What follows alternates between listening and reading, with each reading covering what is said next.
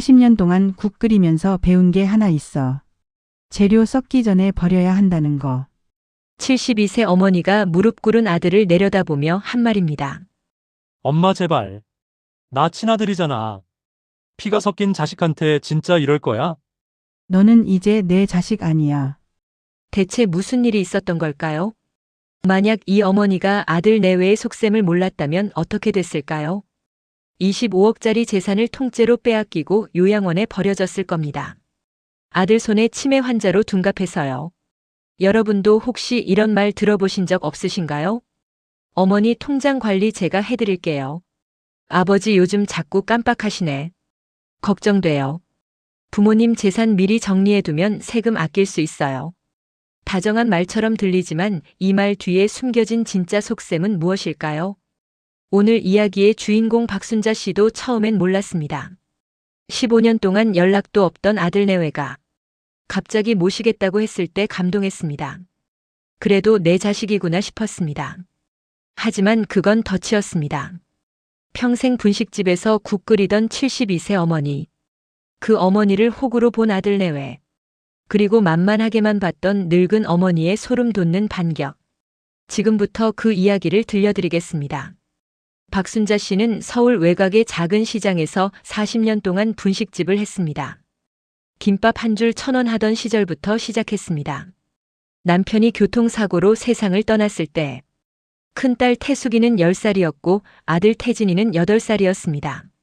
장례를 치르고 나니 통장에 남은 돈은 200만 원이 전부였습니다.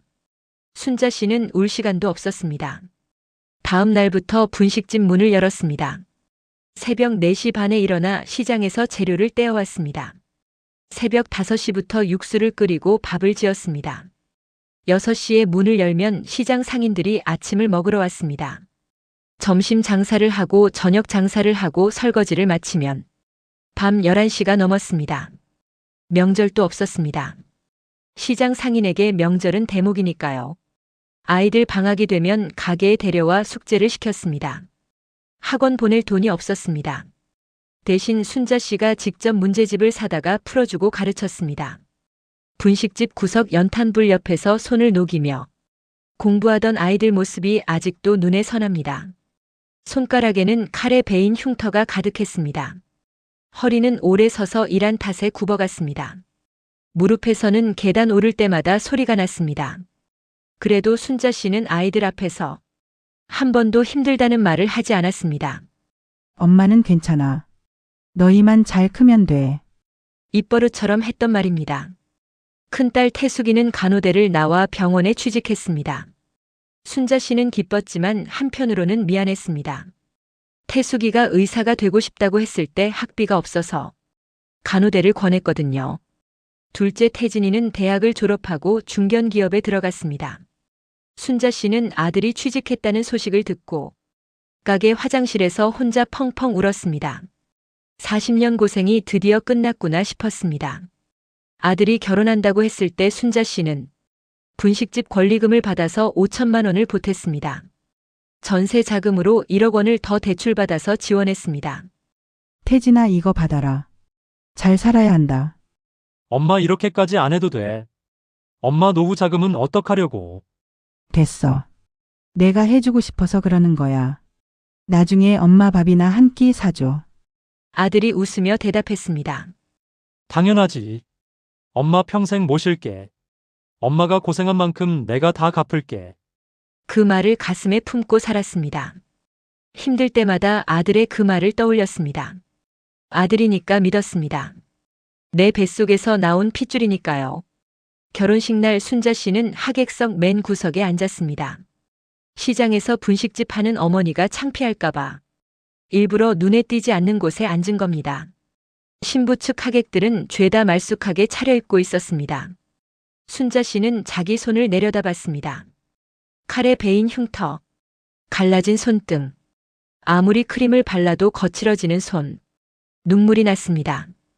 기쁜 눈물인지 서러운 눈물인지 자기도 몰랐습니다. 결혼 후 아들의 연락이 뜸해졌습니다. 처음에는 일주일에 한 번 전화가 왔습니다. 그게 보름에 한 번이 되고 한 달에 한 번이 됐습니다. 어느 순간부터 순자 씨가 먼저 전화해야만 겨우 통화가 가능해졌습니다. 명절에는 잠깐 들르긴 했습니다. 하지만 밥 먹자마자 가버렸습니다.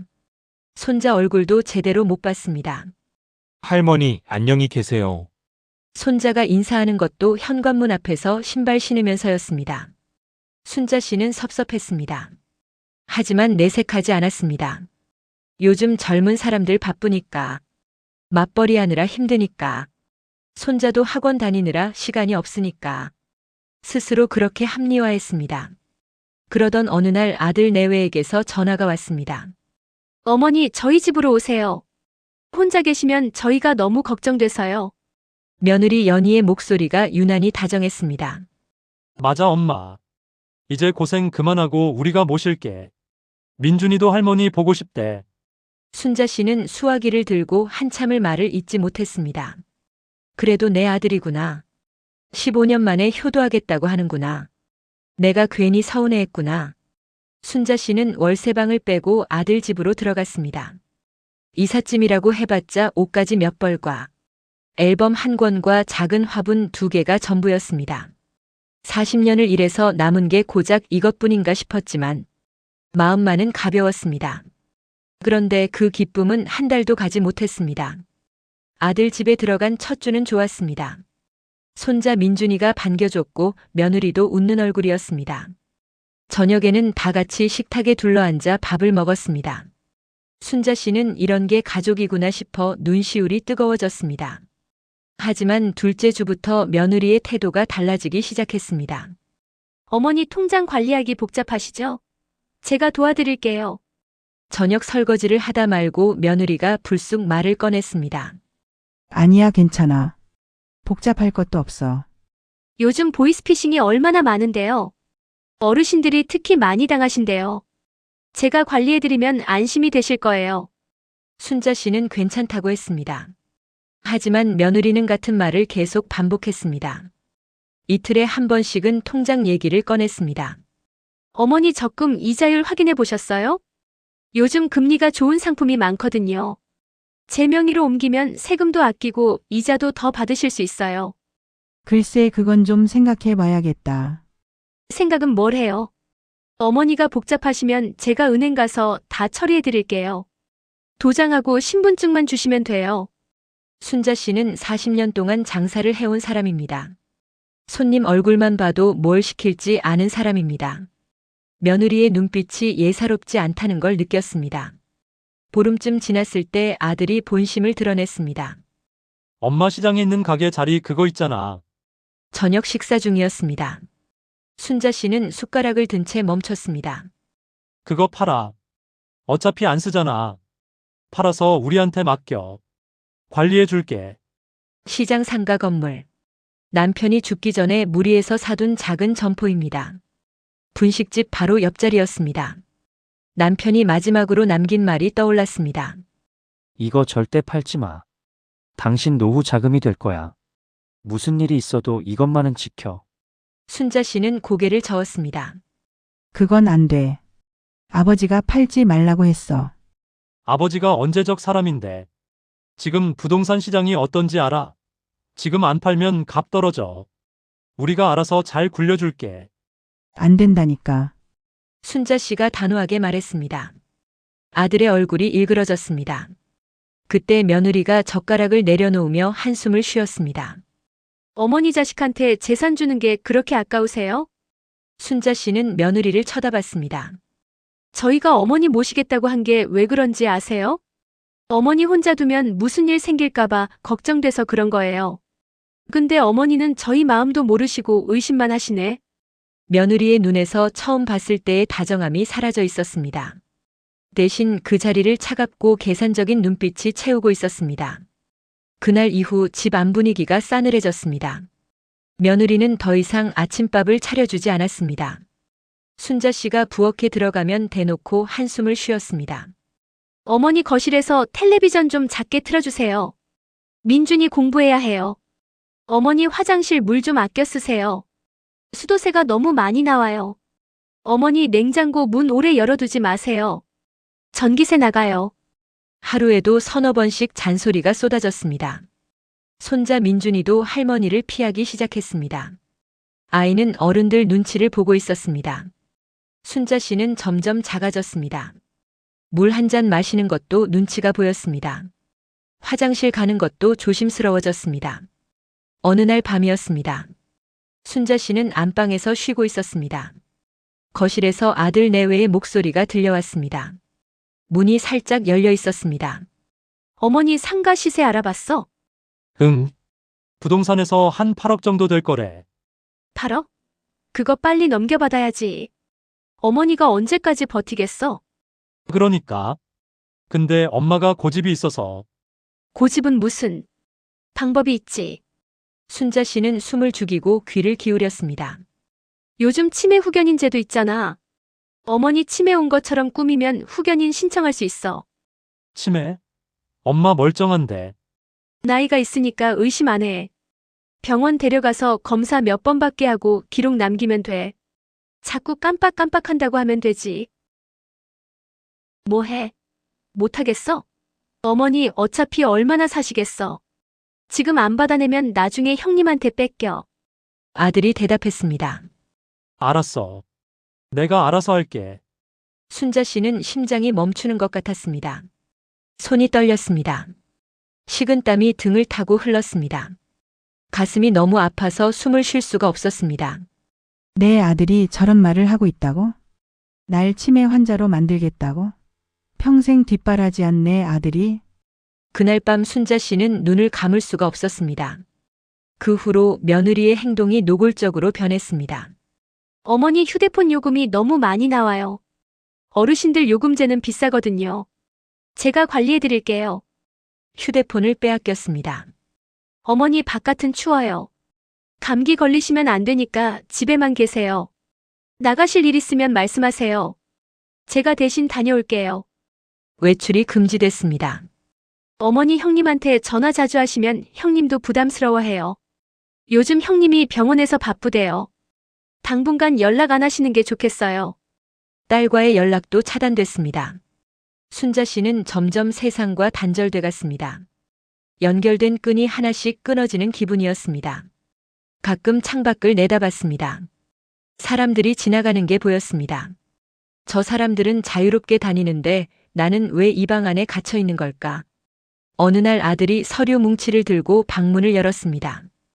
엄마 이것 좀 봐. 그게 뭐냐? 세금 관련 서류야. 요즘 상속세가 많이 올랐거든. 미리 정리해두면 나중에 세금 덜 내. 여기 도장만 찍으면 돼. 아들이 서류와 도장을 내밀었습니다. 순자 씨는 서류를 받아들었습니다. 40년 장사하면서 계약서를 수도 없이 봐온 눈입니다. 서류 상단에 적힌 글자가 눈에 들어왔습니다. 부동산 증여계약서. 이거 증여계약서잖아. 그게 뭐 비슷한 거야. 어차피 나중에 줄 거잖아. 미리 정리하는 거지. 나 아직 안 죽었어. 엄마 왜 이래? 자식한테 주는 건데 뭘 그렇게 따지고 그래? 그때 방문이 열리더니 며느리가 들어왔습니다. 팔짱을 끼고 문에 기대섰습니다. 어머니 자식한테 재산 주는 게 그렇게 아까우세요? 솔직히 저희도 힘들거든요. 어머니 모시면서 밥 해드리고 빨래 해드리는 게 공짜인 줄 아세요? 순자 씨의 눈에 눈물이 고였습니다. 내가 너희한테 뭘 해달라고 한 적이 있냐? 나 알아서 밥 해먹고 빨래도 내 거 내가 해. 안 해달라고 해도 신경 쓰이잖아요. 같이 사는데. 어머니는 평생 자식한테 뭘 해주셨는데요? 분식집이나 하면서. 분식집이나 하면서. 순자 씨의 머릿속이 하얘졌습니다. 40년을 새벽부터 밤까지 서서 일했습니다. 손에는 칼에 베인 흉터가 20개도 넘습니다. 허리는 굽었고 무릎에서는 소리가 납니다. 그 돈으로 아들 대학 보냈습니다. 결혼 자금으로 5천만 원 줬습니다. 전세 자금으로 1억 원 줬습니다. 그런데 분식집이나 하면서 순자 씨는 서류를 아들 앞에 던졌습니다. 안 찍어. 엄마, 너희가 왜 날 데려왔는지 이제 알겠다. 내 재산 뺏으려고 그랬구나. 효도? 그딴 거 애초에 생각 없었지. 무슨 소리야? 엄마 요즘 좀 이상해. 자꾸 의심하고 헛소리하고. 이러다 진짜 치매 오는 거 아니야? 치매. 그 말이 순자 씨의 가슴에 비수처럼 박혔습니다. 너 지금 나한테 치매라고 했어. 니네가 날 치매로 만들려고 그러면서. 아들의 얼굴이 굳어졌습니다. 됐다. 나 여기서 나갈 거야. 순자 씨가 일어서려 하자 며느리가 팔을 잡았습니다. 어디 가시게요? 밤인데. 어르신이 혼자 어딜 가세요? 넘어지시면 책임 못 져요. 손 놔. 어머니 진정하세요. 저희가 잘못했어요. 오늘은 그냥 주무시고 내일 얘기해요. 며느리가 부드러운 목소리로 말했지만 잡은 손에는 힘이 들어가 있었습니다. 순자 씨는 알 수 있었습니다. 그 눈빛이 무엇을 말하고 있는지. 절대 이 집에서 못 나가게 할 거다. 순자 씨는 그날 밤 잠든 척했습니다. 새벽 3시가 되기를 기다렸습니다. 조심스럽게 일어나 방문을 열었습니다. 복도에 불이 꺼져 있었습니다. 신발을 신을 수 없었습니다. 현관에 가면 소리가 날 터였습니다. 맨발로 현관문을 열고 밖으로 나왔습니다. 1월이었습니다. 바닥이 얼음장처럼 차가웠습니다. 순자 씨는 떨리는 다리로 걸었습니다. 어디로 가야 하는지 몰랐습니다. 그냥 무작정 걸었습니다. 1시간쯤 걸었을까요? 편의점 불빛이 보였습니다. 순자 씨는 편의점으로 들어가 떨리는 목소리로 말했습니다. 저기요. 전화 좀 빌릴 수 있을까요? 직원이 이상한 눈으로 쳐다봤습니다. 새벽에 잠옷 차림으로 맨발로 들어온 할머니. 얼마나 이상해 보였겠습니까? 순자 씨는 떨리는 손으로 딸의 번호를 눌렀습니다. 태수가. 엄마, 이 번호 뭐야? 이 시간에 무슨 일이야? 엄마 좀 데리러 와. 제발. 엄마 지금 어디야? 무슨 일 있어? 순자 씨는 더 이상 말을 잇지 못했습니다. 목이 메어 소리가 나오지 않았습니다. 딸 태숙이 새벽같이 차를 몰고 왔습니다. 편의점 의자에 쭈그리고 앉아있는 어머니를 보고 태숙은 말을 잇지 못했습니다. 엄마 발이 왜 이래? 맨발로 나온 거야? 발이 퉁퉁 부었잖아. 신발 신을 시간이 없었어. 태숙은 자기 패딩을 벗어 어머니 어깨에 둘러주고 차에 태웠습니다. 히터를 최대로 틀었습니다. 태숙의 집에 도착해서 순자 씨는 그간의 일을 털어놓았습니다. 통장 넘기라고 압박한 것, 상가 팔라고 강요한 것, 치매 후견인으로 재산을 뺏으려 한 계획, 휴대폰을 빼앗고 외출을 금지한 것, 증여계약서에 도장 찍으라고 협박한 것. 태숙은 이를 악물었습니다. 손이 부들부들 떨렸습니다. 내가 그 인간들 고소할 거야. 가만 안 둬. 그래 가만두지 마. 순자 씨가 딸의 손을 잡았습니다. 근데 태수가. 엄마 방식대로 할게. 엄마 방식이요? 40년 장사하면서 배운 게 있어. 진상 손님 상대하는 법. 순자 씨의 눈빛이 달라졌습니다. 아들 집에서 주눅 들어있던 그 눈빛이 아니었습니다. 싸울 거면 제대로 싸워야지. 순자 씨에게는 아들 내외가 모르는 비밀이 있었습니다. 남편이 죽기 전에 사둔 시장 상가 건물. 아들 내외는 시세가 8억이라고 알고 있었습니다. 하지만 사실 그 일대가 3년 전에 재개발 구역으로 지정됐습니다. 보상금은 25억이었습니다. 남편의 유언대로 팔지 않고 버틴 덕분이었습니다. 남편은 알고 있었던 겁니다. 그 자리가 언젠가 금이 될 거라는 것을. 순자 씨는 분식집 시절 단골이었던 변호사 조현수에게 연락했습니다. 30년 전갓 사법시험 붙고 개업했을 때부터 매일 라면을 먹으러 오던 청년이었습니다. 지금은 중견 로펌의 대표 변호사가 됐습니다. 현수야. 이모 부탁 하나 할게. 이모님 갑자기 무슨 일이에요? 아들 레미한테 제대로 한 방 먹여주고 싶어. 조현수 변호사는 순자 씨의 이야기를 듣고 한참 동안 말이 없었습니다. 이모님 그게 다 사실이에요? 내가 거짓말할 얼굴이냐. 노인학대에 가정폭력까지. 민형사 소송 다 가능합니다. 저한테 맡기세요. 2주 후 아들 김태진에게 내용 증명이 날아갔습니다. 내용은 이랬습니다. 2009년 지원한 결혼 자금 5천만 원과 전세 자금 1억 원은 증여가 아닌 대여금임. 당시 상환 약속이 있었음. 이에 원금 1억 5천만 원 및 법정이자를 청구함. 동시에 노인복지법 위반 및 가정폭력 혐의로 고소장이 접수됐습니다. 아들은 처음에 코웃음을 쳤습니다. 미쳤나? 엄마가 준 돈인데 갚으라고. 이게 말이 돼? 하지만 변호사를 만나고 돌아온 아들의 얼굴이 하얘졌습니다. 증여 계약서가 없으면 대여금 추정이 가능합니다. 어머니께서 당시 이체 내역과 메모를 보관하고 계시더군요. 순자 씨는 꼼꼼한 사람이었습니다. 장사하는 사람이 기록을 안 남길 리가 없었습니다. 낡은 가계부에 모든 내역이 적혀 있었습니다.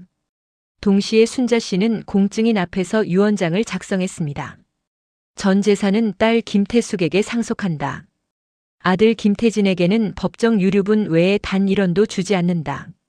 사육한에는 단 2글자를 적었습니다. 폐륜. 재개발 보상금 25억 소식은 금방 퍼졌습니다. 동네방네 소문이 났습니다.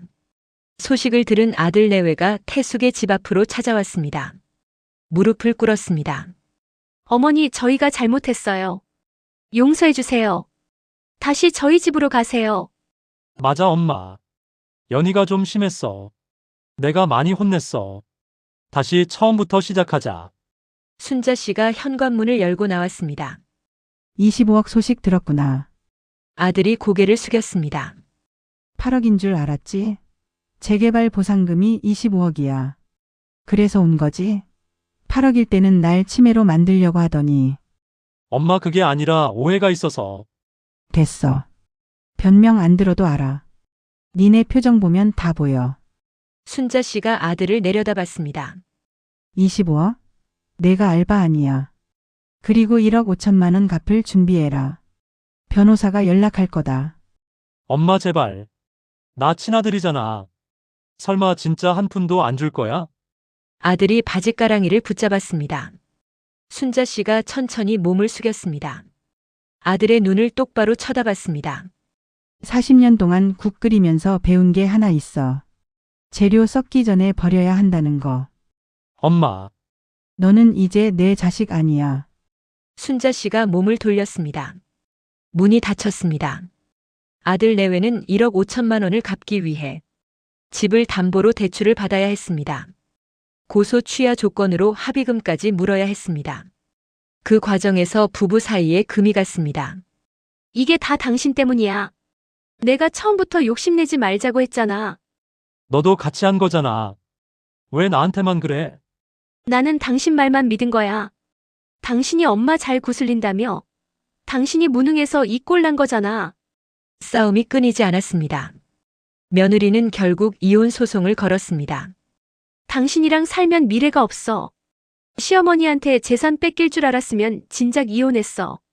1년 후 이혼이 성립됐습니다. 재산 분할해서 집도 넘어갔습니다. 아들 태진은 외곽의 작은 원룸으로 이사했습니다. 순자 씨는 재개발 보상금 중 일부로 딸 근처에 작은 아파트를 샀습니다.